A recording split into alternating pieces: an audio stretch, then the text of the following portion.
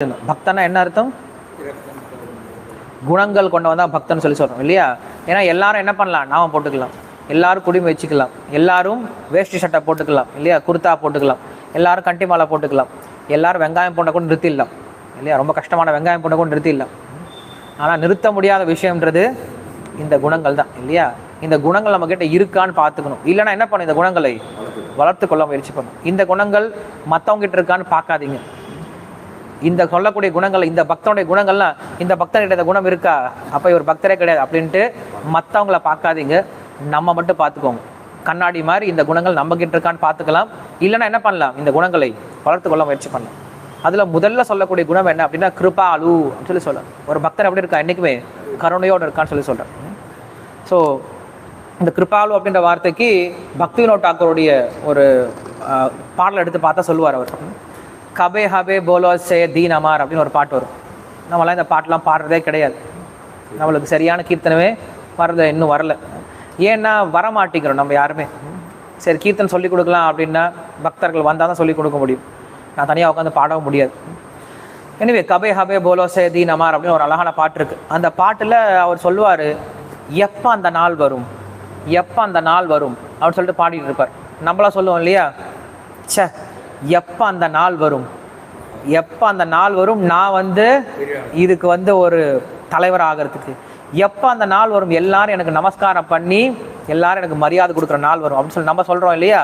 அது போல் அவர் பக்தி வினோத் டாக்கூர் சொல்கிறாரு, எப்போ அந்த நாள் வரும் நான் தூய நாமத்தை சொல்லுவேன், எப்போ அந்த நாள் வரும் நான் பகவானுக்கு சேவை பண்ணுவேன், எப்போ அந்த நாள் வரும் நான் பிருந்தாவனத்தில் மாயாப்பூரில் கீழே உருண்டு புரள ஆரம்பிக்கிறேன் பக்தியில் அப்படின்னு சொல்லிட்டு ஒவ்வொன்றா பேசிட்டு வர்றார்.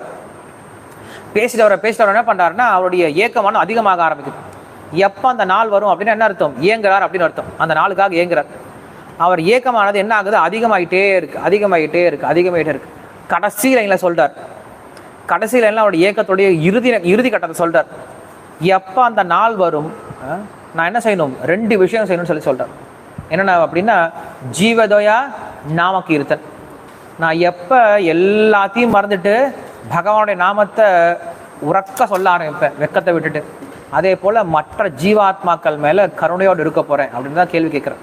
மற்ற ஜீவாத்மாக்கள் மேலே கருணைனா என்ன அர்த்தம், நம்ம கண்ணு முன்னாடியே நிறைய பேர் என்ன பண்ணுறாங்க, நரகத்தை நோக்கி போயிட்டுருக்காங்க. எப்படி வாழணும்னு சொல்லி தெரியல. அந்த ஜீவாத்மாக்களை எப்படி அதை என்ன பண்ணும், பகவானுடைய திருவடி கொண்டு வருது அப்படிங்கிறதா இருக்கிறதுலே பெரிய கருணைன்னு சொல்லி சொல்கிறோம். ஸோ அதுதான் தயாலு அப்படின்னு சொல்லி சொல்கிறோம். அப்புறம் அக்ருதா சொல்லி சொல்கிறார், அக்ருத துரோகா சொல்லி சொல்கிறார். அக்ருத துரோகா அப்படின்னா கண்டிப்பாக நம்ம பிரச்சாரம் செய்யும் பொழுது நிறைய என்ன பண்ணணும், நம்மளுக்கு நிறைய அபராதங்கள் வரதான் செய்யும். நிறைய பேர் திட்டுவாங்க இல்லையா, ஒரு சில சமயம் அடிக்க கூட செய்வாங்க. ஸோ ஒரு பக்தன் எப்படி இருக்கான் அப்படின்னா எந்த அபராதத்தை என்ன பண்ணுறது கிடையாது, அவன் எடுத்துக்கிறது கிடையாது. தனக்கு எந்த அபராதம் செஞ்சாலும் அவன் எடுத்துக்கொள்வது கிடையாது அப்படின்னு சொல்லி சொல்கிறார். அதே போல் அவன் என்ன பண்ணுறது கிடையாது, தன்னுடைய வாக்கால் மனதால் செயலால் மற்றவங்களுக்கு எந்த விதமான தீய செயல்பாடுகளும் செய்ய மாட்டான், தீய காரியங்களை பண்ண மாட்டான் என்னைக்கும். இது 2வது குணம் சொல்லி சொல்கிறார். 3வது திதிக்ஷுஹு சொல்லி சொல்கிறார். திதிக்ஷுஹு அப்படின்னா அப்படியே ஒருவன் நமக்கு அபராதமே செஞ்சாலும் அவன் என்ன பண்ணுறான், அந்த பக்தன் அந்த அபராதத்தை மறந்து விடுகிறார். மன்னிக்கிறது அப்படிங்கிறது வேற, மறக்கிறது அப்படிங்கிறது இன்னொன்று அதிகப்படி. மன்னிச்சு விட்டலாம், ஆனால் மறக்கவே மாட்டோம். நான் மன்னிச்சு விட்டுட்டேன், ஆனால் நீ செஞ்ச விஷயத்தை மட்டும் எனக்கு மறக்கவே மாட்டேன், ஞாபகம் வச்சுட்டே இருப்பேன். ஒரு நாள் எனக்கு டைம் வரும், அப்போ நான் பிடிச்சிக்கிறேன் அப்படின்னு நினச்சிட்டு இருக்கோம் இல்லையா? அது போல் இல்லையா, அவர்கிட்ட போய் நீங்கள் போய் ஞாபகப்படுத்தினா கூட ஞாபகம் வராதான், பிரபு உங்களுக்கு நான் அப்படி பண்ணிட்டேன், அபராதம் பண்ணிட்டேன், அப்படியா ஞாபகமே இல்லையாப்பா, அதெல்லாம் எதெல்லாம் ஞாபகப்படுத்திட்டு இருக்கேன், இப்போ போ நல்ல விஷயம் பண்ணலாம் போ அப்படின்னு சொல்லிட்டு அந்த விஷயங்கள்லாம் மறந்தே போயிடுவாரா. அதான் சொல்ல திதிக்ஷவக அப்படின்னு சொல்கிறேன். சத்தியசாரக அப்படின்னா சத்தியத்தை உணர்ந்தவர். நாம் என்ன சத்தியத்தை உணரணும், ஒரே ஒரு சத்தியம் தான் நம்ம உணரணும், நான் பகவானுடைய சேவகன். இதுதான் இருக்கலே உயர்ந்த சத்தியம், நான் புரிஞ்சிக்க வேண்டிய சத்தியம். வேறு எதுவுமே உண்மை கிடையாது நம்மக்கிட்ட. நமக்கு இருக்கக்கூடிய ஒரே ஒரு உண்மையான சத்தியம் என்னது, நாம் எல்லாரும் பகவானுக்கு மட்டுமே சேவை செய்யக்கூடியவனாக இருக்க வேண்டும் அப்படின்னா சத்தியசாரக. தென் அனவத்தியாத்மா அப்படின்னா அந்த பக்தனுக்கு தெரியும் இந்த உலகம் எப்படிப்பட்டது, தற்காலிகமானது. அதனால் இந்த உலகத்தில் வரக்கூடிய இருமைகளால் அவன் என்ன பண்ணுறது கிடையாது, பாதிப்படைகிறதே கிடையாது அப்படின்னு சொல்லி சொல்கிறார். அப்படி பாதிப்படையாதனால யாரையும் அவர் திட்டுறதும் கிடையாது, யார் அவர் வஞ்சமாக பேசுறதும் கிடையாதுன்னு சொல்லி சொல்கிறார். அதுக்கப்புறம் சமஹ. சமஹா அப்படின்னா தன்னுடைய பக்தி செயலை என்னைக்கு எப்படி இருப்பார், அவர் ரொம்ப ஸ்திரமாக போயிட்டு இருப்பார் அப்படின்னு சொல்லி சொல்கிறார். ஏன்னா இந்த பக்தி சேவை அப்படின்றது மட்டும்தான் நம்முடைய உண்மையான தனம் இல்லையா? இந்த கிருஷ்ண உணர்வு, நாம் எந்த அளவுக்கு ஜபம் செஞ்சுருக்கோம், எந்த அளவுக்கு சேவை செஞ்சுருக்கோம், எந்த அளவுக்கு கேட்டிருக்கோம், எந்த அளவுக்கு படிச்சிருக்கோம் இல்லையா, இது மட்டும்தான் நம்முடைய உண்மையான செல்வம். இது அவருக்கு நல்லா தெரியும். தெரிஞ்சதுனால மற்ற எண்ணம் வந்தால் என்ன பண்ண மாட்டார், இதை பெருசாக பொருட்படுத்தாமல் அவர் பாட்டு இதை பாட்டு போயிட்டே இருப்பார். ஒரு வியாபாரி போல தான். ஒரு வியாபாரி என்ன பண்ணுறார் அப்படின்னா, வியாபாரத்துக்காக எப்படிப்பட்ட ரிஸ்க் வேணால் எடுக்க தயாராக இருப்பார்.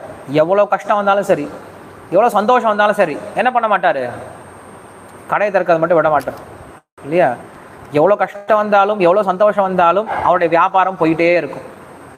ஏன்னா அவருக்கு உண்மையான தனம் அதுதான் இல்லையா? அதுபோல் ஒரு பக்தனுக்கு தனம் என்னதான், கிருஷ்ண உணர்வு தான். அதனால் என்ன பண்ண மாட்டார், அதை மட்டும் நிறுத்த மாட்டார், என்ன ஒரு சூழ்நிலை வந்தாலும் சொல்லி சொல்கிறேன். நம்மளாம் என்ன பண்ணுவோம், ஏதாவது ஒரு சின்ன பிரச்சனை வந்தால் ஃபஸ்ட்டு நிறுத்துறது என்னதான், பக்தி தான் நிறுத்துறோம் இல்லையா? வீட்டில் யாராவது இறந்து போயிட்டாங்கன்னா, இறந்து போயிட்டாங்க, இன்னும் ஒரு வாரத்துக்கு, ஒரு மாதத்துக்கு, ஒரு வருஷத்துக்கு கோயிலுக்கு போகலாம்னு சொல்லிட்டாங்க. ஏன் ஒரு வருஷத்துக்கு சாப்பிடக்கூடாது, நான் இனிமேல் வந்து 3 வேளைக்கு சாப்பிட்றது பதிலாக 2 வேளை சாப்பிட போகிறேன், 2 வேளைக்கு பதிலாக 1 வேளை சாப்பிட போகிறேன், நிறுத்தலாம்ல? ஆனால் நிறுத்தவே மாட்டோம். எதை நிறுத்தணுமோ அதை நிறுத்த மாட்டோம். எதை தேவையோ இல்லையோ ஃபஸ்ட்டு சொல்கிறது, எல்லாரும் சொல்கிறது, கோயிலுக்கு வாங்க, வரக்கூடாதுங்க. ஏன், வீட்டில் இறந்துட்டாங்க, யார் இறந்து போயிட்டாங்க, என் சித்தப்பா பையனுடைய அக்கா வீட்டு புருஷன் இல்லையா, உனக்கு என்னடா சம்பந்தம், ஒன்றுமே இல்லை. ஆனால் சும்மா என்ன சொல்கிறது, சொல்லி விட்றது. ஒரு வருஷத்துக்கு வந்து வரக்கூடாதான். ஏன் ஒரு வருஷத்துக்கு வரக்கூடாது, யாருக்கும் காரணமே தெரியாது இல்லையா? இறந்தவங்க வீட்டில் சாப்பிடவே கூடாது. ஆனால் என்ன பண்ணுவாங்க, இறந்தவங்க வீட்டில் உட்காந்து நல்லா பெரிய விருந்து சாப்பிட்டு இருப்பாங்க. அதை நிறுத்த முடியுமா, அதை நிறுத்த முடிய மாட்டோம். ஸோ அப்போ ஒரு பக்தனுக்கு தெரியும் எது செய்யணும் எது செய்யக்கூடாதுன்னு சொல்லிட்டு. அதனால் இங்கே சொல்கிறாரு சமஹ அப்படின்னு சொல்கிறாரு, பக்தியை மட்டுமே, பக்தி செல்வத்தை மட்டுமே அதிகப்படுத்த முயற்சி பண்ணணும்னு சொல்கிறார். அப்புறம் சர்வோபகாரி அப்படின்னு சொல்கிறார். சர்வோபகாரி அப்படின்னா பரோபகாரத்தை என்றைக்குமே தன்னுடைய வாழ்க்கையினுடைய மிக முக்கியமான குறிக்கோளாக கொண்டு இருக்கான்னு சொல்கிறார். மற்றவங்களுக்கு உதவி செய்வதே தன்னுடைய வாழ்க்கையில் லட்சியமாக வச்சுட்டு இருப்பார். இந்த உலகத்தில் மக்கள் எப்படி இருப்பாங்க, என்றைக்குமே தனக்கு எது நல்லது, தனக்கு எது வேணும், தனக்கு எது இஷ்டம், தனக்கு எது லாபத்தை கொடுக்கும், அதே பண்ணிட்டு இருப்பாங்க. ஆனால் ஒரு பக்தர் என்ன பண்ணுறான், என்றைக்குமே மற்றவங்களுக்கு இது நல்லது, மற்றவங்களுக்கு என்ன செய்யலாம் அப்படின்னு சொல்லிட்டு என்றைக்குமே யோசிச்சுட்டே இருப்பான்னு சொல்கிறார். அப்புறம் காமயிர் அகததீஹி அப்படின்னு சொல்கிறார். காமயிர் அகததீஹி அப்படின்னா அவனுடைய புத்தியை என்றைக்குமே ஆசையின் மேலே விட மாட்டார். ஏன்னா மனசு என்ன பண்ணும் அப்படின்னா, ஒரு விஷயத்தை பார்க்கும், ஸ்கேன் பண்ணும், இது எனக்கு வேணுமா வேண்டாமா, இது எனக்கு சந்தோஷத்தை கொடுக்குமா வேண்டாமா அப்படின்னு சொல்லிட்டு என்ன பண்ணும், ஸ்கேன் பண்ணிவிட்டு புத்தி கிட்ட கொடுத்துரும். அதுக்கப்புறம் என்ன பண்ணும், புத்தி தான் ப்ராசஸ் பண்ண ஆரம்பிக்கும், இது எப்படி அடைவது அப்படின்னு ப்ராசஸ் பண்ண ஆரம்பிக்கும். ஒரு பக்தர் என்ன பண்ண மாட்டான், அவனுடைய புத்தியை எதுக்காக யூஸ் பண்ண மாட்டான், இந்த உலகத்தை அனுபவிப்பதற்காக யூஸ் செய்ய மாட்டான் சொல்லி சொல்கிறார். அப்புறம் தாந்தக. தாந்தக அப்படின்னா அவனுடைய எல்லா புலன்களையும் கிருஷ்ணனுடைய சேவைக்காக மட்டுமே உபயோகப்படுத்தக்கூடியவனாக இருக்கான்னு சொல்லி சொல்கிறார். அதே போல் எப்பயுமே கொஞ்சம் கான்சன்ட்ரேட்டடாகவே இருப்பான். நீங்கள் பக்தர்களை பார்த்தீங்க அப்படின்னா ரொம்ப கான்சன்ட்ரேட்டடாக இருப்பாங்க, என்ன பண்ண மாட்டாங்க, ஒரு நிமிஷத்தை கூட வேஸ்ட் பண்ண மாட்டாங்க. அதே போல் முடிஞ்ச வரைக்கும் எப்பயும் பக்தர்களுடைய சங்கத்திலேயே சுற்றி இருந்துகிட்டு இருப்பாங்க, கான்சன்ட்ரேட்டடாக இருப்பாங்க. அதே போல் ரொம்ப காஷியஸாக இருப்பாங்க. காஷியஸ்னால் ரொம்ப கவனமாக இருப்பாங்க, தேவையில்லாத விஷயங்களில் ஈடுபட மாட்டாங்க. பிரபுபாதர் வந்து ஒரு முறை தங்களுடைய சிஷ்யர்களோட பேசிகிட்டு இருக்கார், சன்னியாசி சிஷ்யர்களோட பேசிகிட்டு இருக்கார். பேசிகிட்டு இருக்கும்போது அவங்களுடைய தங்கை, பிரபுபாவுடைய தங்கைனா எவ்வளோ வயசு இருக்கும், பிரபுபாதருக்கு அப்போ 75 வயசு ஆகிடுச்சு. அவங்க தங்கச்சிக்கும் எப்படியும் 70 வயசு மேலே இருக்கும் இல்லையா? அவங்க தங்கை என்ன பண்ணுறாங்க, அந்த ரூம்குள்ளே வராங்க. ரூம்குள்ளே வந்த உடனே எல்லா சன்னியாசி சிஷ்யர்கள் என்ன பண்ணுறாங்க, எந்திரிச்சு கிளம்புறாங்க. சரி பேசிகிட்டு இருக்கட்டும் அப்படின்னு சொல்லி எந்திரிச்சு கிளம்புறாங்க. பிரபுபாதர் உடனே சத்தம் போட ஆரம்பிச்சிட்டாரு, என்னை ஏன் அப்படி தனியாக விட்டுட்டு போகிறீங்க, என்னை வந்து நீங்கள் பக்தியிலேருந்து வெளில போகணுன்னு முயற்சி வெளில அனுப்புறதுக்கு முயற்சி பண்ணுறீங்களா, இங்கேயே உட்காருங்கன்னு சொல்லிட்டார். ஸோ எப்படி இருக்காங்க, ரொம்ப கவனமாக இருந்தார். அதாவது ஒரு ஆண் ஒரு பெண்ணோட, குறிப்பாக சன்னியாசி ஒரு பெண்ணோட தனியாக பேசக்கூடாது அப்படின்ற விஷயத்தில் குறிப்பாக இருந்தார். யார் கூட பேசுகிறாரு, தங்கச்சி. வயசு எவ்வளோ, 70. இவருக்கு வயசு எவ்வளோ ஆச்சு, 75. இவர் ஆச்சாரியர், ஸ்தாபக ஆச்சாரியர் இல்லையா? ஆனால் அவர் என்ன பண்ணுறார், மற்றவங்க உதாரணம் காட்டுறார், எப்படி ரொம்ப கவனமாக இருக்கணும் பௌதிக விஷயங்கள்ல அப்படின்னு சொல்லிட்டு. நம்ம அந்த கவனமே இருக்கிறது கிடையாது பௌதிக விஷயங்கள்ல. அதுக்கப்புறம் சொல்கிறார் மிருதுஹு அப்படின்னு சொல்கிறார். மிருதுஹு அப்படின்னா என்றைக்குமே ரொம்ப ஜென்டிலாக, ரொம்ப சாஃப்டாக, பார்க்குறதுக்கு ரொம்ப சந்தோஷமாக இருக்கக்கூடியவராக இருப்பார். அந்த பக்தரை பார்த்து நம்மளுக்கு என்ன வரணும், சந்தோஷம் வரணும். உருன்னு இருந்தான்னா அந்த பக்தரை பார்த்து நம்மளுக்கு என்ன வராது, சந்தோஷம் வராது இல்லையா? ரொம்ப குறுக்கட்டாக இருக்கிறது, இப்படி இப்படி ஒரு பக்தர் இருக்கிறது கிடையாது. அந்த பக்தரை பார்த்தோன்னு நம்மளுடைய முகத்தில் என்ன வரணும்? ஒரு சந்தோஷம், ஒரு ஆனந்தம் வரணும்னு சொல்லி சொல்கிறார். அதே போல் அந்த பக்தர் என்ன பண்ண மாட்டார், என்றைக்குமே ஒருத்தரை கண்ட்ரோல் பண்ணணும், அவங்கள எக்ஸ்ப்ளாய்ட் பண்ணணும், அவங்க கிட்ட இருந்து பிழிஞ்சு எடுத்துடணும், அது யோசிக்கவே மாட்டார். இப்போ நம்ம அப்படி யோசிக்கிறோம். ஒருத்தர் கிடைச்சிட்டாருன்னா கிடைச்சாண்டா கைதி இல்லையா, கிடைச்சாண்ட இது சொல்ல, இன்னும் கைதியோட இன்னும் சொல்லணும் அப்படின்னா அடிமை. கிடைச்சாண்ட அடிமைன்னு சொல்லிட்டு எக்ஸ்பீரியன்ஸ், கிடைச்சாண்ட அடிமைன்னு சொல்லிட்டு என்ன பண்ணக்கூடாது, அவனை பிழிஞ்சி எடுத்துடக்கூடாது அப்படின்னு சொல்லிட்டு சொல்கிறேன். அப்படி ஒரு பக்தர் இருக்க மாட்டான்னு சொல்லி சொல்கிறேன். ஸோ சுச்சிஹி அப்படின்னு சொல்லி சொல்கிறார். சுச்சிஹி அப்படின்னா தேவையில்லாத விஷயத்தை என்ன பண்ண மாட்டார், தொடமாட்டார் அப்படின்னு சொல்லி சொல்கிறார். ரொம்ப அழுக்கான விஷயத்தை தொடமாட்டார். அதே போல் நமக்கு சொந்தம் இல்லாத விஷயத்தை என்ன பண்ண மாட்டார், அவர் தொடமாட்டார். நமக்கு சம்மந்தமே இல்லாத டாப்பிக்கில் போய் நுழையிறது இல்லையா. நம்ம இருந்துட்டு நம்ம பக்தி பண்ணிகிட்டு இருப்போம், திடீர்னு என்ன பேசுவோம், அவர் இருக்கார் இல்லையா, அவர் அப்படி பண்ணிகிட்டு இருக்கார் அப்படின்னு யோசனை என்ன அர்த்தம், உங்களுடைய மனசு அவரை போய் தொட்டுட்டு வந்துருச்சு, அப்படி அழுக்க தொட்டுட்டு வந்துட்டீங்க அப்படின்னா உங்களுக்கு அழுக்க ஆயிடுச்சுன்னு அப்படின்னு அர்த்தம். ஸோ அப்போ மற்றவர்களுடைய அழுக்கை, மற்றவர்களுடைய தேவையில்லாத விஷயத்தில் நம்ம என்ன பண்ணக்கூடாது, போய் மூக்க நுழைக்கக்கூடாது. இதுதான் வந்து சுச்சிஹி அப்படின்னு சொல்லி சொல்கிறேன். அகிஞ்சனஹா அப்படின்னு சொல்லி சொல்கிறது. அகிஞ்சனா என்ன அர்த்தம், நிறைய முறை இந்த வார்த்தை கேள்விப்பட்டிருப்போம் இல்லையா. இந்த வார்த்தை எங்கே வரும், எந்த இடத்துல யூஸ் பண்ணுறாரு, அகிஞ்சனஹா அப்படின்ற வார்த்தை?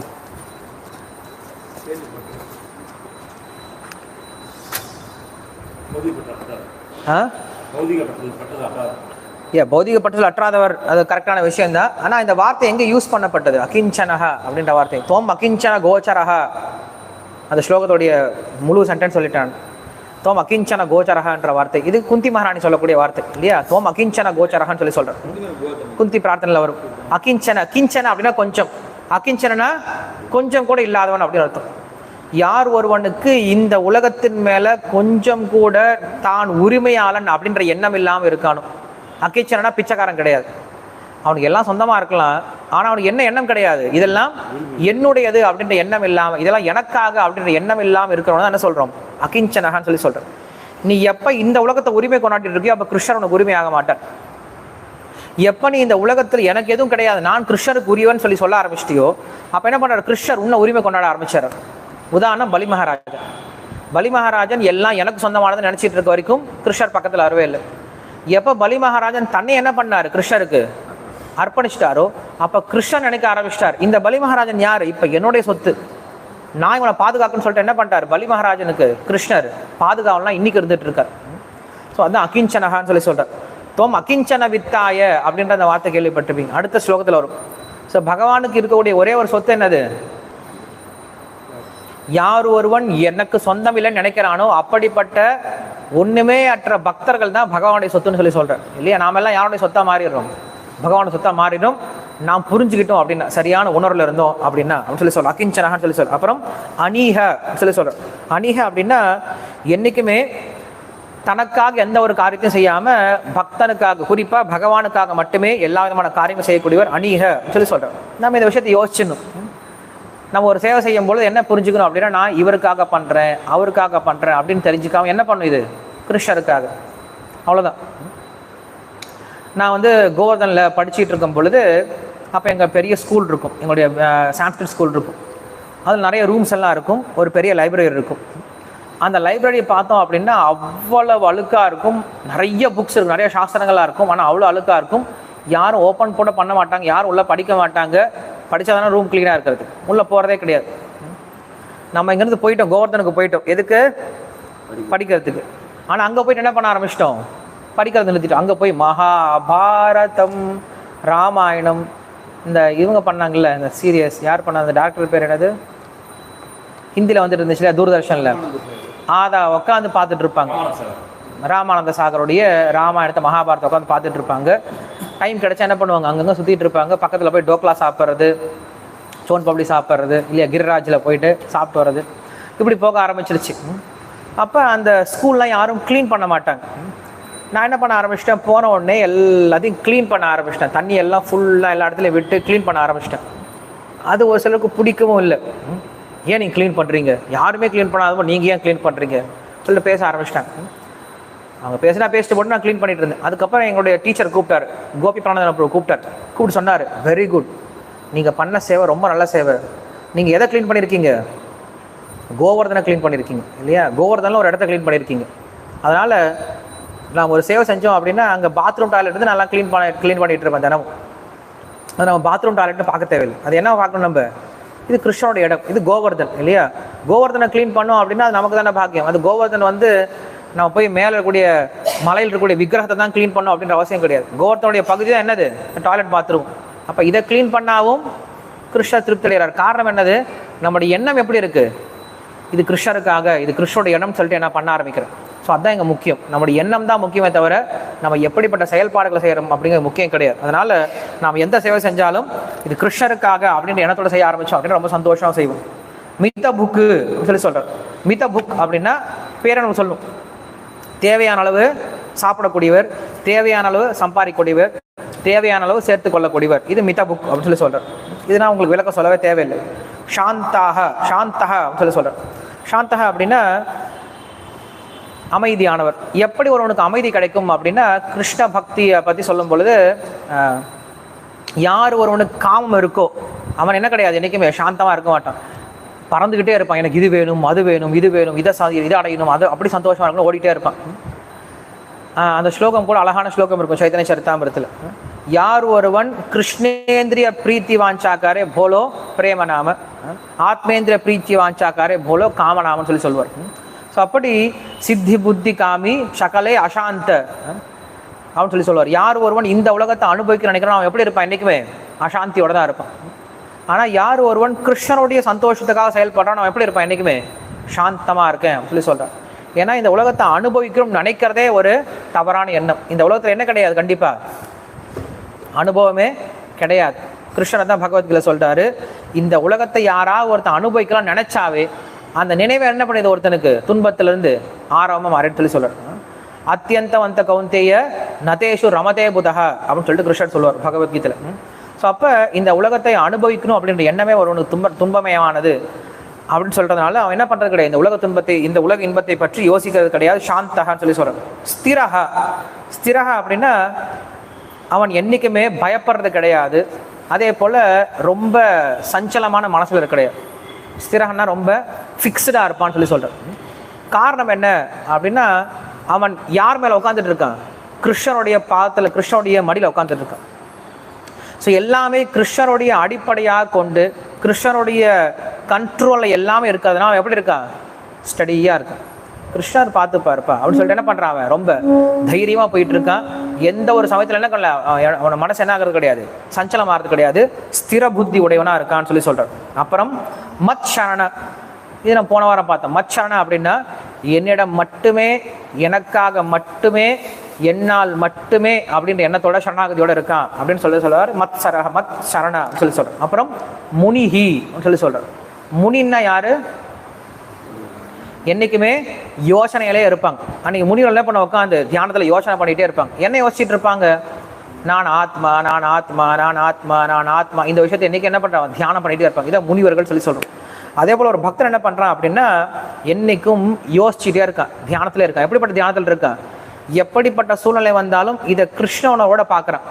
ஒரு சந்தோஷம் வருதா, அதை கிருஷ்ணனோட எப்படி பார்க்கறது, ஒரு துன்பம் வருதா, இதையும் கிருஷ்ணனோட எப்படி புரிஞ்சுக்கிறது அப்படின்னு சொல்லிட்டு கிருஷ்ண உணர்வோடைய எல்லா விதமான காரியங்களையும் பார்க்குறேன்.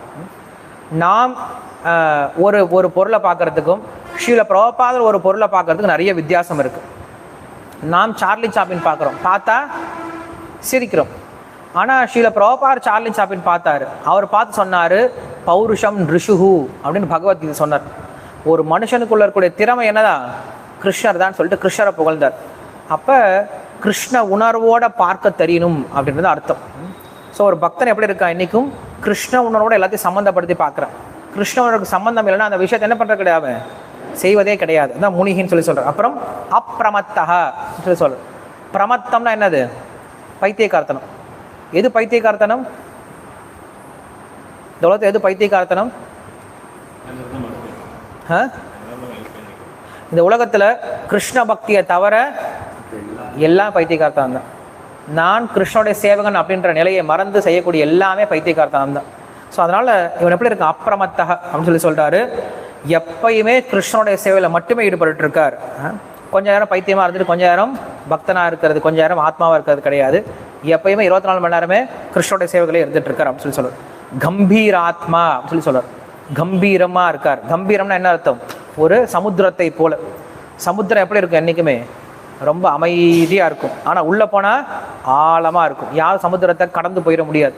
அதுபோல் ஒரு பக்தனை பார்க்கும்போது எப்படி இருக்கார், ரொம்ப அமைதியாக இருக்கார். ரொம்ப எளிமையாக நம்மக்கிட்ட பழகக்கூடியவராக தான் இருக்கார். ஆனால் பக்தர் எப்படி இருக்கார், ரொம்ப ஆழமானவராக இருக்கார். நம்ம ராதேஷாம் ப்ரோவை பார்த்துருக்கோம் நினைக்கிறேன் இல்லையா, நீங்கள் பார்த்துருப்பீங்க. அவர் பார்த்தா எப்படி இருக்கார், ரொம்ப சாஃப்டாக இருக்கார் இல்லையா, ரொம்ப ஸ்வீட்டாக இருக்கார். நம்மளை புகழ்ந்து பேசுவார். அவர் அருப்புக்கோட்டை தானே அந்த கோயில், எங்கே அருப்புக்கோட்டை கிடையாது, காரைக்குடிக்கு போயிட்டு அவர் சொன்னார், வாவ் நல்ல கோயில் கட்டியிருக்கீங்க, நல்ல கோயிலை மெயின்டைன் பண்ணிட்டு இருக்கீங்களே, நல்லா பக்தர்களை உருவாக்கி இருக்கீங்களே, நல்லா இருக்க கோயில், நல்லா இருக்க ப்ரோக்ராம் அப்படின்னு சொல்லிட்டு அவர் புகழ்ந்து பேச ஆரம்பித்தார். நம்ம கோயிலுக்கு வந்தார், கோயில் நல்லா இருக்கே, நல்லா சேவை பண்ணுறீங்களே, நீங்களும் நல்லா பக்தர்களாக இருக்கீங்க, பயங்கரமாக புகழ்ந்து பேசிட்டு இருந்தார். நமக்கே ஒரு எண்ணத்தை உருவாக்கிட்டார், உண்மையில் நம்மளாம் நல்ல பக்தர்கள் அப்படின்ற எண்ணத்தையே உருவாக்கிட்டார். அந்த அளவுக்கு புகழ்ந்து பேசினார். அதுக்கப்புறம் அவருடைய கோயிலுக்கு போனோம், பூனா கோயிலுக்கு போன பின்னாடி தான் தெரிஞ்சது, நம்முடைய பக்தி அப்படிங்கிறது அவங்க செய்யக்கூடியதுல ஒரு சின்ன போர்ஷன் கூட கிடையாது. ஆனால் என்ன பண்ணார், நம்மளுக்கு அப்படி ஒரு எண்ணத்தை கொடுத்துட்டாரு. அப்படி அவர் என்ன பண்ணுறாரு, என்றைக்குமே ரொம்ப ஸ்வீட்டாக இருக்கக்கூடியவர் இருக்கார். அதே சமயத்தில் அவருடைய உபன்யாசத்தை கேட்டு பார்த்தா எப்படி இருக்கு, ரொம்ப ஆழமான விஷயமா இருக்குது. பார்க்கறதுக்கு ரொம்ப சகஜமாக நம்மக்கிட்ட பேசி பழகிற மாதிரி தான் இருக்குது, ஆனால் ரொம்ப ஆழமாக இருக்கார். ஒருத்தர் தான் அப்படி எல்லாத்தையும் கண்ட்ரோல் வச்சுட்டு இருக்கார். எல்லா பக்தர்களும் அவர் வந்துட்டார் அப்படின்னா போதும், எல்லாரும் ஒன்று சேர்ந்துடுறாங்க. அவ்வளோ பெரிய குரூப்பை மெயின்டைன் பண்ணிட்டு இருக்காரு. 9000 ஃபேமிலிஸை என்ன பண்ணுறாங்க, காங்கிரிகேஷன் டிவோட்டிஸை அவங்க என்ன பண்ணுறாங்க, கண்ட்ரோல் பண்ணிட்டு இருக்குல்ல, எல்லாத்தையும் என்ன பண்ணுறாங்க, என்கேஜ் பண்ணிட்டு இருக்காங்க. அங்கே நீங்கள் போய் கேட்டிங்க அப்படின்னா ஒரு பக்தர் கூட என்ன பண்ண மாட்டாங்க, கோயிலை பற்றி குறை சொல்ல மாட்டாங்க. அவங்க நம்மள சொல்லுவாங்க, நீங்கள் இந்த கோயிலுக்கு வந்துடுங்களேன் சொல்லுவாங்க. நான் இந்த கோயிலுக்கு வந்த பின்னாடி தான் பக்தினா என்னன்னு தெரிஞ்சது அப்படின்னு சொல்லுவாங்க. நீங்கள் என்ன பண்ணலான்னா, ஒவ்வொரு கோயிலையும் போய் நீங்கள் பக்தர்கிட்ட பேசி பார்க்கலாம்.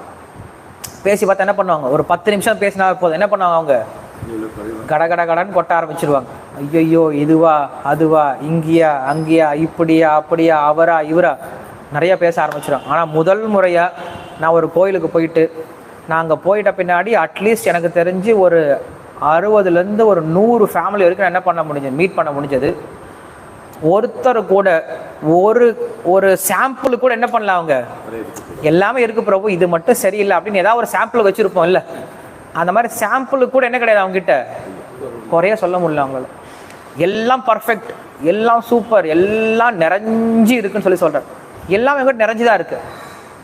பக்தர்களா நிறைஞ்சு இருக்காங்க, ப்ரோக்ராம்ஸா நிறைஞ்சு இருக்கு, விக்கிரக வழிபாடா நிறைஞ்சு இருக்கு, சேவையா நிறைஞ்சு இருக்கு இல்லையா. என்னதான் அவங்ககிட்ட குறையா இருக்கு, குறை இல்லைன்றதான் குறையா இருக்கு இல்லையா. மற்றபடி அவங்ககிட்ட குறையே கிடையாது, எல்லாமே அவங்ககிட்ட இருக்கு. நீங்க என்ன வேணும்னு நினைக்கிறீங்களோ எல்லாமே இருக்கு. தோட்டத்திலேருந்து ஆரம்பிச்சு, கோவிந்தாஸ்லேருந்து ஆரம்பிச்சு, மற்ற கோயிலெலாம் ஒரு கோவிந்தாசல் இருக்கும். இவங்க கோயிலில் 3 கோவிந்தாஸ் இருக்கு. ஒரு கோவிந்தா கிடையாது, 2 கோவிந்தா, 3 கோவிந்தாஸ் இருக்கு. ஸ்நாக்ஸுக்கு தனி கோவிந்தாஸ் இருக்கு, நார்த் இந்தியனுக்கு தனி கோவிந்தாஸ் இருக்கு, சவுத் இந்தியனுக்கு தனி கோவிந்தாஸ் இருக்கு. ஒவ்வொரு கோவிந்தாவும் அவ்வளவு டேஸ்டியா இருக்கு. மற்ற நயா சொல்ல அப்படின்னு எல்லாத்தையும் எப்படி இருக்காங்க, அவங்க பர்ஃபெக்டா இருக்காங்க. ஃபெஸ்டிவலா பர்ஃபெக்டா இருக்காங்க. ஒரு ஃபெஸ்டிவல் அங்கே இருந்தோம், ராதாஷ்டமிக்கு அங்கே இருந்தோம். வந்த ஒரு 4000-5000 பேருக்கும் அவங்க என்ன பண்ணாங்க, சூடு ஆலு பரோட்டா சர்வ் பண்ணாங்க. நம்ம ஆலு பரோட்டா அப்படிங்கிறது ரொம்ப ஸ்பெஷலான விஐபிக்கு நம்ம என்ன பண்ணோம், கொஞ்சமாக செஞ்சு கொடுக்க வேண்டியதாக இருக்கக்கூடிய நிலைமை இருக்கும். அவங்க என்ன பண்ணாங்க, ஆலு பரோட்டாவை எல்லாருக்கும் வந்தவங்க எல்லாருக்கும் சர்வ் பண்ணாங்க, அன்லிமிட்டெட், அதுவும் சூடாக. எதுவுமே வெளில கேட்ரிங்லேருந்துலாம் வரல, எல்லாமே டிவோட்டி செஞ்சது தான். அதே போல் அங்கே ஒரு தள்ளுமுள்ளு கிடையாது, ஓய் வான்னு சத்தம் கிடையாது. எல்லா பக்தர்களும் வயிறு நிறைய சாப்பிட்றாங்க, எவ்வளோ தடவை வேணால் வாங்கி சாப்பிட்லாம். அவ்வளோ க்ளீனாக சிஸ்டமேட்டிக்காக போயிட்டு இருந்துச்சு. ஸோ இதெல்லாம் நான் ஏன் சொல்கிறேன் அப்படின்னா, நம்ம கொஞ்சம் என்ன பண்ணணும், வெளியில் போய் பார்த்தா தெரியும் கோயிலோடைய நிலைமை எப்படி இருக்குது, நம்ம எப்படி வளர்த்துக்கிறது அப்படின்னு நம்ம தெரிய ஆரம்பிக்கும். ஸோ அதோடு சேர்த்து நான் இந்த விஷயம் சொல்லிக்கிறேன். இப்போ நம்ம இங்கேருந்து யாத்திராவும் போக போகிறோம், பூனாக்கு யாத்திரா போக போகிறோம், 3 நாள் யாத்திராவை போக போகிறோம் மே மந்தில். ஸோ பல்ராம் ப்ரோவோட அங்கே போயிட்டு அங்கே இருக்கக்கூடிய முக்கியமான ஒரு சில பீப்புளெலாம் மீட் பண்ணிவிட்டு, அங்கே ஒரு சில செமினார்ஸ்லாம் அரேஞ்ச் பண்ணியிருக்காங்க. அந்த கோயிலுடைய மேனேஜ்மெண்ட்லாம் எப்படி இருக்குது, அவங்க எப்படி ப்ராக்டிஸ் பண்ணுறாங்க அப்படின்ற விஷயத்தெல்லாம் பார்க்க போகிறோம். ஸோ அதே போல் இன்னொரு முக்கியமான விஷயம், ராதேஷாம் பிரபு மதுரைக்கு வராரு. ஸோ மே 23 ஃபுல் டே இங்கே இருக்கார், 24ஆம் தேதி இருக்கார். ஸோ அவர் வரும்பொழுது தயவு செஞ்சு எல்லாரும் வந்துட முயற்சி பண்ணுங்கள். ரொம்ப நல்ல சத்சங்கம் நம்மளுக்கு கிடைக்க போகுது. அப்புறம் கம்பீராத்மா சொல்லிச்சு. அப்புறம் திருத்திமான் அப்படின்னு சொல்லி சொல்கிறார். திருத்திமான் அப்படின்னா என்றைக்குமே தன்னுடைய நாவையும் தன்னுடைய புலன்களையும் தன்னுடைய கட்டுப்பாட்டில் வச்சுட்டு இருக்காரு. அதே போல் எப்பயும் தன்னுடைய பொசிஷனை மாற்றிட்டே இருக்க மாட்டார். இன்றைக்கி இங்கே வந்து பேசுறது, அப்புறம் இன்னொருத்தர்கிட்ட இன்னொரு மாதிரி பேசுறது அப்படின்னு இல்லாமல் ஒரே மாதிரி பேசக்கூடியவராக இருக்கார். ஜித சட்குணஹா சொல்லி சொல்கிறார். 6 விதமான குணங்களை துறந்தவராக இருக்கார். 6 விதமான குணங்கள் என்ன அர்த்தம்? காம, குரோத, லோப, மோக, மதம், ஆச்சரியம் அப்படின்ற 6 விதமான குணங்களை துறந்தவராக இருக்கார். அமானி, அமானின்ற வார்த்தை எங்கே கேள்விப்பட்டிருக்கீங்க? அமானினா மானதேன. அமானினா என்ன அர்த்தம்? என்றைக்குமே தனக்காக மரியாதை எடுக்க பார்க்க மாட்டார். பஃப் டஃப்னு சொல்லி சொல்லுவாங்க இங்கிலீஷில். பஃப் டஃப் அப்படின்னு சொல்லி சொல்லுவாங்க. பஃப் டஃப்னா என்ன தெரியுமா? இந்த பஃப் ரைஸ் மாதிரி, இந்த பொரி கடலை மாதிரி. பொரி எப்படி இருக்கும்? புஃப்னு இருக்கும். பட் உள்ள என்ன இருக்குது? அமைக்க பார்த்தா காற்று தான் இருக்கும் இல்லையா? அது போல் நம்ம என்ன நினச்சிக்கிறோம்? நம்மளே ரொம்ப பெருமையாக நினச்சிக்கிறோம். நினச்சிட்டு இருக்கோம். கொஞ்சம் யோசிச்சு பாருங்கள், நம்மக்கிட்ட என்ன குணங்கள் இருக்குது? நம்ம அகங்காரப்படக்கூடிய அளவுக்கு நம்மக்கிட்ட என்ன குணம் இருக்குது? குந்தி மகாராணி சொல்கிறாங்க, ஜென்ம ஐஸ்வர்ய சுதஸ்ரீபிகி ஏதமான மதப்புமான்னு சொல்லி சொல்கிறார். ஒருவனுக்கு அகங்காரம் வர்றதுக்கு காரணம் என்ன சொல்லி சொல்கிறார். என்னெல்லாம் காரணம் இருக்குவா? ஜென்ம, ஐஸ்வர்ய, ஸ்ருத, ஸ்ரீ. ஜென்மனா என்ன அர்த்தம்? நல்ல குடும்பத்தில் பிறந்திருக்கிறது இல்லையா? உயர்ந்த குடும்பத்தில் பிறந்திருக்கிறது. கண்டிப்பாக நமக்கு அந்த மாதிரி ஒரு பாக்கியம் கிடைக்கல. நல்ல ஆச்சாரங்களோட குடும்பத்தில் பிறந்த பாக்கியம் கிடைக்கல. ஐஸ்வர்யம், யாராவது இங்கே வந்து பில்கேட்ஸ் மாதிரியோ இல்லை அம்பானி மாதிரியோ இருக்குமா? கிடையாது. செல்வத்தை கண்டு நம்ம அகங்காரப்படுத்தல். ஸ்ருத, ஜென்ம ஐஸ்வர்ய, ஸ்ருத ஸ்ரீபிகி. ஸ்ருதம் அப்படின்னா நல்ல புத்தி. அவ்வளோ புத்திசாலிகளாக இருக்குமா? என்ன நம்ம யாராவது ஸ்லோகத்தை மனப்பாடம் பண்ணுறதுக்கே தடுமாறுறோம். புத்தியும் கிடையாது. ஸ்ரீபிகி, அழகு சொல்லவே தேவையில்லை. கண்ணாடியே நம்மளை பார்த்து வெக்கப்படுது, ஏன்டா என்ன அடிக்கடி பார்க்குறேன்னு சொல்லிட்டு இல்லையா? அந்தளவுக்கு நம்ம அழகு இருக்குது இல்லையா? ஸோ அப்போ நமக்கு எதை கண்டு நம்ம அகங்காரப்படுறதுக்கு இருக்குது? கொஞ்சம் நம்மளுடைய நிலைமை யோசிச்சு பார்க்கலாமே. நம்ம நிலைமையை பார்த்தோம்னா எதை வச்சு நம்ம அகங்காரப்படம் இருக்குது? நம்மக்கிட்ட இருக்குது. அகங்காரப்படுறதுன்னு என்ன காரணம் இருக்குது? ஒன்றுமே காரணம் கிடையாது. காரணமே இல்லாமல் அகங்காரப்படுறது. ஒரு சின்ன நாய் என்ன பண்ணும் அப்படின்னா, அந்த சின்ன குட்டி போட்ட நாய் என்ன பண்ணும்? ஒரு பெரிய யானை நடந்து போயிட்டுருக்கும். யானை நடந்து போது என்ன பண்ணும்? இந்த சின்ன நாய் போய் சுற்றி சுற்றி சுற்றி குளிச்சு குலைச்சிட்டே இருக்கும். அந்த நாய் நினச்சா என்ன அந்த யானை நினச்சா என்ன பண்ணும்? ஒரு நிமிஷத்தில் தட்டி தூக்கி போட்டலாம், இல்லை மிதிச்சு சாணி ஆக்கிடலாம். யானை அதெல்லாம் பண்ண, அதை பாட்டு போயிட்டே இருக்கும். அந்த சின்ன நாய் என்ன பண்ணும்? ஒன்றுமே இல்லாமல் தனக்கிட்ட எல்லாம் இருக்கிற மாதிரி என்ன பண்ணும்? காட்டிக்கும். அதுபோல் நம்ம எப்படி இருக்கோம் அப்படின்னா, பெரிய பெரிய பக்தர்களுக்கு முன்னாடி எப்படி இருக்கும்? சின்னது ஒன்றுமே கிடையாது நம்மக்கிட்ட ஒரு நல்ல குணம் கிடையாது. ஆனால் என்ன பண்ண, நம்மளே ரொம்ப பெரிய நல்லவங்கள மாதிரி காட்டிக்கிறோம், மரியாதை எதிர்பார்க்க ஆரம்பிக்கிறோம். ஸோ அது இருக்கக்கூடாதுன்னு சொல்லி சொல்கிறார். ஆமாம் அப்படின்னு சொல்லி சொல்கிறார். அப்புறம் மானதக. மானதக அப்படின்னா எல்லாருக்கும் மரியாதை கொடுக்கணும். எப்படி மரியாதை கொடுக்கணும்? ஏன் மரியாதை கொடுக்கணும் எல்லாருக்கும்? ஏன்னா அவர் டெம்பிள் பிரசிடென்ட் இல்லையா? ஏன்னா அவர் ஜிபிசி. இது நம்ம பார்த்துருக்கோம். டெம்பிள் பிரசிடென்ட் வந்தாலும் எல்லாம் என்ன பண்ணுறாங்க? எல்லாம் அப்படியே குனிஞ்சிடுறாங்க, பிரபுஜி அப்படின்னு சொல்லிட்டு. இதே ஒரு சன்னியாசி வந்தாங்கன்னா எல்லாரும் வந்துடுவாங்க இல்லையா? எல்லாரும் மரியாதை அப்படி கொடுக்கறது. இதே சாதாரண பக்தர்கிட்ட கிடையாது, அப்படி ஒரு மரியாதை வர்றது கிடையாது. தினசரி பார்க்கக்கூடிய பக்தர்கிட்ட மரியாதை வராது. புதுசாக யாராவது ஒருத்தவங்க வந்திருப்பாங்க வேற ஊர்லேருந்து, பெங்களூர்லேருந்து வந்து. பெங்களூரா? நமக்கெல்லாம் பெங்களூரே எப்படி இருக்குது இன்றைக்கி? ஃபாரின் கண்ட்ரி மாதிரி போயிடுச்சு இல்லையா? பாம்பேலேருந்து வந்திருக்காங்க, துபாயிலேருந்து வந்திருக்காங்க, சென்னையிலேருந்து வந்திருக்காங்க, திருச்சியிலேருந்து வந்திருக்காங்க இல்லையா? இதே போதும் நம்மளுக்கு. வேறு ஊரில் வந்திருக்காங்கன்னா நமக்கு அவங்க மேலே மதிப்பு மரியாதை குபீர்னு மேலே அதிகமாகிடுது. நம்ம ஊர் இவர் தானே, இவர் எனக்கு தெரியாத, நம்மளால தான் பார்க்குறதே கிடையாது. இப்போ நீங்கள் பார்த்தீங்கன்னா இங்கே அரவிந்தாட்ச பிரபு இல்லை பிரசன்னா பிரபு இல்லை பின்னாடி உட்காந்துருக்கார் மோகன் பிரபு இருக்கார். ஸோ அவங்கெல்லாம் பார்த்தீங்கன்னா என்ன பண்ணுறாங்க? சைலண்ட்டாக சேவை பண்ணிகிட்டு இருக்காங்க. நம்மலாம் வாரத்துக்கு ஒரு முறை வந்துட்டு போகிறோம், அவங்களுக்கு தெரியுது. பட் வாரத்துக்கு ஒரு முறை வரணுன்னா இந்த கோயில் நடந்துட்டு இருக்குன்னா என்ன வேணும்? கண்டிப்பாக பின்னாடி பக்தர்கள் வந்து செயல்பட்டு இருக்காங்க. நான் பண்ணுற கிடையாது, இவங்களே யாரையுமே ரெகனைஸ் பண்ணுறதே கிடையாது இல்லையா? இப்போ நான் வந்து மோகன் பிரபு பார்த்தோம் அப்படின்னா அவரை பார்த்து நான் வந்து இன்ஸ்பிரேஷன் எடுத்துக்க வேண்டியதாக இருக்குது. என்ன பண்ணுறாரு? எப்போ வந்தாலும் அவர் சேவை பண்ணிட்டே இருக்கார். கிச்சனில் ஏதாவது ஒன்று கழுவிட்டே இருப்பார், பூஜை பண்ணிட்டே இருப்பார்.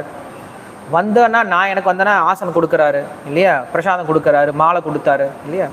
ஸோ அப்போ நான் என்ன பண்ணுறேன் அப்படின்னு யோசிச்சு பார்த்தா எனக்கு எப்படி இருக்குது? கொஞ்சம் வெக்கமாக இருக்குது. நான் ஓட ஆரம்பிச்சிடுறேன். சரி, அவங்களே இவ்வளோ சேவ் பண்ண, நம்ம எதாவது பண்ணணும்னு சொல்லிட்டு என்ன பண்ண, நானும் ஸ்கூலு காலேஜுன்ட்டு நம்மளுடைய திறமையை உபயோகப்படுத்தி அதை சேவ் பண்ணலான்னு சொல்லிட்டு ஓடிட்டுருக்கோம். இன்னொரு டிவோட்டி ஒருத்தர் வந்துட்டு இருந்தார், வயசானவர். மாயாப்பூருக்கு இப்போ அவங்க ஃபேமிலி ஷிஃப்ட் ஆகுன்னு சொல்லிட்டு இருந்தாங்க. ரொம்ப வயசானவர் தான். அந்த பாத்திரத்தை கழுவிட்டே இருக்காங்க. நீங்கள் பார்த்துருப்பீங்க, ஃபெஸ்டிவல் டைம்லாம் பாத்திரம் கழுவிட்டே இருப்பாங்க. ஸோ அப்போ என்ன முயற்சி பண்ணோம் அப்படின்னா, நம்ம எல்லா பக்தர்களும் என்ன பண்ணணும், கொஞ்சம் பார்க்க முயற்சி பண்ணணும், எல்லாருக்கும் மரியாதை கொடுக்க முயற்சி பண்ணணும். ஏய் வாங்க, ஏய் போயிங்க, அப்படின்னு சொல்கிறதுக்கு வேலையே கிடையாதுங்க இல்லையா? எல்லாரும் யார் தான்? கிருஷ்ண பக்தர்கள் தான். அப்போ எல்லாரையும் என்ன பண்ணணும், பிரபுன்னு சொல்லி கூப்பிட பழக தெரியணும் இல்லையா? எல்லாரையும் மரியாதை நடத்த தெரியணும். நம்மளுக்கு யாரும் மரியாதை கொடுக்க என்ன பண்ணக்கூடாது, நம்ம யோசிக்கக்கூடாது. ஆனால் எல்லாருக்கும் என்ன பண்ணணும், கண்டிப்பாக மரியாதை கொடுத்தாங்க. புதுசாக ஒரு பக்தர் வராரு அப்படின்னா என்ன நினைக்க, என்னன்னு பார்க்கணும், அவரை கிருஷ்ணோட வீட்டுக்கு வந்த ஒரு விருந்தினர்னு பார்க்கணும். நமக்கு கிடைச்ச நல்ல அடிமைன்னு மட்டும் பார்த்துடக்கூடாது. அப்படி பார்த்தோன்னா யாரும் இருக்க போகிறது கிடையாது. ஸ்ரீல பிரபுபாதர் அப்படி பார்க்கவே கிடையாது. யாராவது நல்ல பக்தன் வந்தான்னா அவர் பார்த்துட்டே இருப்பார், யாராவது கோயிலுக்குள்ளே வரமாட்டாங்களான்னு சொல்லிட்டு. வந்தாங்கன்னா அவங்களுக்கு சேவை பண்ண ஆரம்பிச்சுடுவார். அப்படி டிவோட்டிஸை நல்லா கேர் பண்ணதுனால என்ன ஆனாங்க, டிவோட்டிஸ் நிறைய வளர ஆரம்பித்தாங்க. நீங்கள் டிவோட்டிஸை கேர் பண்ண ஆரம்பிச்சிட்டிங்கன்னா டிவோட்டிஸ் என்ன பண்ணுவாங்க, உங்களுடைய சேவையை அவங்க பார்த்துக்க ஆரம்பிச்சிடுவாங்க. அதுக்கப்புறம் உங்கள் ப்ராஜெக்ட்ஸை அவங்க பார்த்துக்க ஆரம்பிச்சிடுவாங்க. நீங்கள் முதல்ல டிவோட்டிஸை கேர் பண்ணாமல் வெறும் நம்ம வரும் ப்ராஜெக்ட் மட்டும் கொடுத்துட்டு தான் என்ன ஆகாது, ப்ராஜெக்ட் ஓடாது. ஒரு மாட்டு வண்டி ஓடணும் அப்படின்னா எதை முன்னாடி கட்டணும், எதை பின்னாடி கட்டணும்? மாடை முன்னாடி கட்டணும், ப்ராஜெக்டை அதாவது வண்டியை பின்னாடி கட்டணும். ஆனால் இப்போ என்ன ஆயிடுச்சு அப்படின்னா, முன்னாடி வண்டியை கட்டிட்டு பின்னாடி மாட்டை கட்டிட்டு மாட்டை தள்ளுறான்னா வண்டியை தள்ள முடியுமா? தள்ளும்.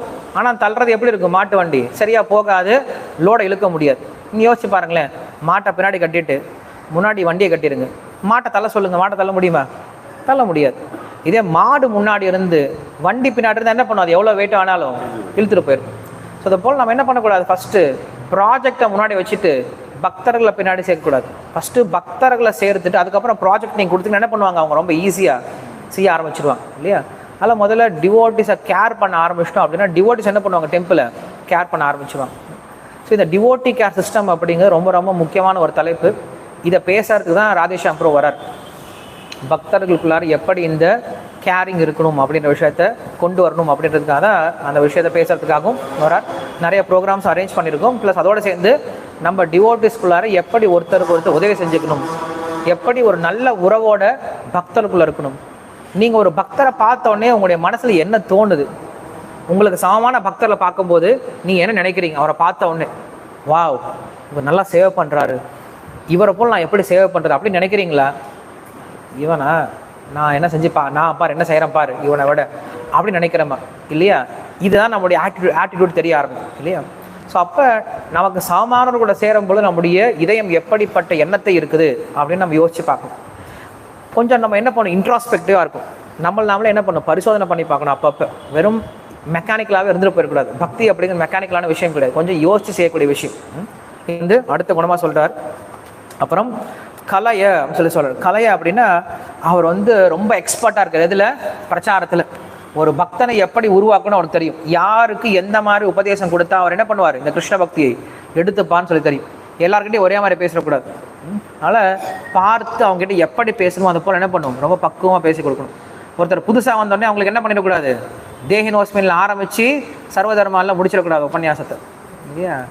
முதல்ல ஆரம்பித்து ஆத்மான்னு ஆரம்பித்து கடைசியில் அவரை 1 மணி நேரம் விட்டு புளிஞ்சு எடுத்துகிட்டு அவன் இனிமேல் கோயில் பக்கமே வரக்கூடாதுன்னு சொல்லிட்டு ஓடி போயிடுற மாதிரி பண்ணக்கூடாது. சாஃப்டாக என்ன பண்ண, மெதுவாக அவங்கள கொஞ்சம் கொஞ்சமாக கொடுத்து கொஞ்சமாக கூட்டிகிட்டு வரணும்னு சொல்கிறார். ஏன்னா கிருஷ்ணர் அதான் பண்ணார் பகவத்கீதையில். சர்வதர்மான் அப்படிங்கிறத கடைசியில் தான் வச்சார். ஆரம்பத்தில் பக்தி யோகத்தை சொல்லலை, கர்மயோகத்தை சொல்லி கொஞ்சம் கொஞ்சமாக என்ன பண்ணார், உயர்த்த முயற்சி பண்ணார். ஸோ அப்போ ஒரு பக்தன் ரொம்ப எக்ஸ்பர்ட்டாக இருக்கணும் பக்தனை உருவாக்குறதுக்கு சொல்லி மைத்ரஹா அப்படின்னா என்றைக்கும் யாரும் ஏமாற்ற மாட்டார், நண்பன் சொல்லி சொல்கிறாங்க. நண்பன்னா என்ன அர்த்தம், யார் நம்மளை ஏமாற்ற மாட்டோன்னா அவன் தான் நம்ம நண்பன் இல்லையா? மற்றவங்களாம் நம்ம ஏமாத்திடலாம், ஆனால் நண்பர்கள் என்ன பண்ண மாட்டாங்க, நம்மளை ஏமாற்றவே மாட்டாங்க. ஸோ அப்படி ஒரு பக்தன் எப்படி இருக்கான் அப்படின்னா என்றைக்குமே யாரையும் ஏமாத்துறது கிடையாது அப்படின்னு சொல்லி சொல்கிறேன். ஏமாத்துறதுலாம் என்ன அர்த்தம், அவன் உள்ளொன்று வைத்து புறம் ஒன்று பேசுவது கிடையாது. உள்ள எப்படி இருக்கோ அதே மாதிரி தான் பேசுகிறான். இப்போ நம்மளுக்கு யாருக்கிட்ட பிரச்சனை இருக்குன்னா என்ன பண்ணணும், நேரடியாக போய் என்ன பண்ணுவோம் கிட்ட, பிரபு இந்த மாதிரி ப்ராப்ளம் இருக்குது, இது நீங்கள் என்ன பண்ணுங்கள் சால்வ் பண்ணிக்கோங்க, நேரடியாக பேசலாம். இல்லை அவருக்கு மேலே கூட அத்தாரிட்டி கிட்ட என்ன பண்ணலாம், போய் சொல்லலாம், பிரபு அவர் இந்த மாதிரி பிரச்சனை இருக்குது நீங்கள் கொஞ்சம் பார்த்துக்கோங்க அப்படின்னு சொல்லி சொல்லலாம். இதே நான் போய் ஒரு 3வது பர்சன் கிட்ட போயிட்டு அவங்க இருக்காங்க இல்லையா, அவர் இருக்கார் இல்லையா, அப்படி இருக்கார் இப்படி இருக்கான்னு பேசினா என்ன அர்த்தம்? அதுக்கு பேர் புரளி இல்லையா? இதுதான் என்ன சொல்கிறோம், பிரஜல்பான்னு சொல்கிறோம். பிரயோஜனமே இல்லை. இதை பேசி ஒருத்தருக்கும் பிரயோஜனம் கிடையாது, உங்களுக்கும் பிரயோஜனம் கிடையாது, எனக்கும் பிரயோஜனம் கிடையாது, அந்த பக்தனுக்கும் பிரயோஜனம் கிடையாது. தேவையில்லாமல் நம்மளுடைய நேரம் தான் வீணடிச்சிட்டு இருக்கு, நம்ம இதயம் தான் கலங்க வைட்டுருக்கு. ஸோ அப்போ மைத்ரக ரொம்ப நண்பனாக இருக்கான்னு சொல்கிறார். காருணிக பரதுக்க துக்கியாக இருக்கார். கவிஹி எப்படி இருக்காருன்னா ரொம்ப எக்ஸ்பர்ட்டாக இருக்காரு. எதில் எக்ஸ்பர்ட்டாக இருக்கார்? சாஸ்திரத்தில் ரொம்ப எக்ஸ்பர்ட்டாக இருக்கார். சாஸ்திரத்தை படிக்கிறதுல, அந்த சாஸ்திரத்துலேருந்து சாரமான விஷயத்தை எடுக்கிறதுல, அந்த எடுத்த சாரமான விஷயத்தை கொண்டு போய் மற்றவங்களுக்கு சேர்ப்பதில் எப்படி இருக்கார்? ரொம்ப எக்ஸ்பர்ட்டாக இருக்கார். அதே போல் ரொம்ப கஷ்டமான விஷயங்கள் நம்ம தான் என்ன பண்ணோம் கேட்டோன்னா பதில் சொல்லக்கூடியவராக இருக்கார். ஸோ கவி அப்படின்ற வார்த்தைக்கு அதுவும் ஒரு அர்த்தம். நீங்கள் ஸ்ரீல பிரபுபாதர்கிட்ட போய் என்ன கேட்டாலும் என்ன பண்ணுவார்? அவர் பதில் சொல்லிடுவார். நீங்கள் சயின்ஸ்லேருந்து கேளுங்க, கண்டிப்பாக ஆன்சர் வச்சுருப்பார். நீங்கள் வந்து சோசியாலஜிலேருந்து கேளுங்க, ஆன்சர் வச்சுருப்பார். சைக்காலஜி கேளுங்க, ஹிஸ்டரி கேளுங்க, சிவிக்ஸ் கேளுங்க, ஜியோகிராஃபி, எதுவாக இருந்தாலும் அவருக்கு என்ன இருக்கும்? கண்டிப்பாக ஆன்சர் இருக்கும். நீங்கள் கொஷின் கேட்டால் அவர் தெரியலையே, அது என்னன்னு தெரியலையே அப்படின்னு சொன்னால் என்ன ஆயிரும்? நம்மளுக்கு உடனே அவர் மேலே மதிப்பு இல்லாமல் போயிடும்.